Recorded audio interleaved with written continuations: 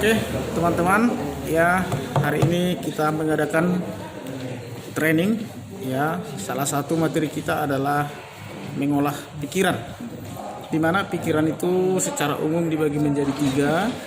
Yang pertama pikiran sadar, yang kedua pikiran bawah sadar, dan yang ketiga adalah pikiran tidak sadar.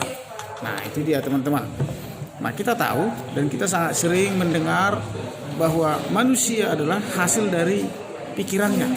Artinya apa yang Anda pikirkan itulah yang terjadi.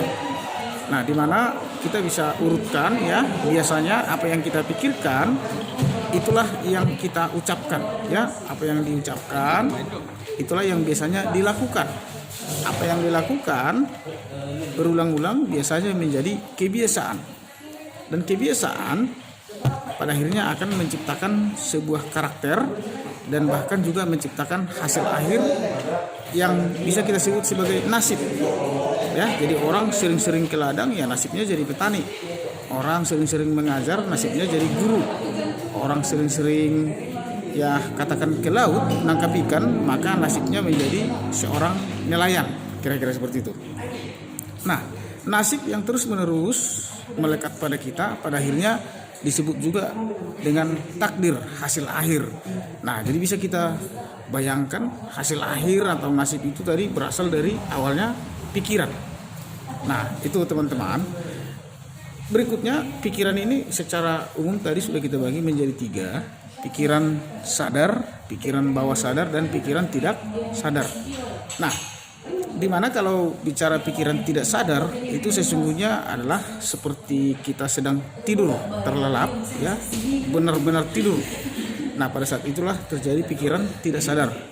Yang kedua, katakanlah ketika kita betul-betul koma ya, atau orang yang sakit lah koma ya.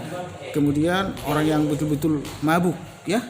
Nah, pada saat seperti itu mereka berada dalam situasi pikiran tidak sadar.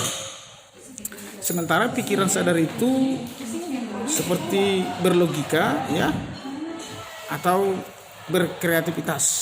Nah, jadi kita berpikir dengan menggunakan logika. Nah, itulah contoh dari berpikir sadar. Nah, teman-teman perlu Anda pahami ternyata pikiran sadar itu komposisinya ya 12%, sementara pikiran bawah sadar itu ada 88%. Nah, jadi bayangkan kalaulah pikiran kita yang mengendalikan aktivitas kita atau karakter kita atau ya nasib kita pada akhirnya ternyata 12% berada di pikiran sadar dan 88% itu berada di pikiran bawah sadar. Jadi bayangkan betapa besarnya peran dari pikiran bawah sadar itu menentukan bagaimana kita pada akhirnya.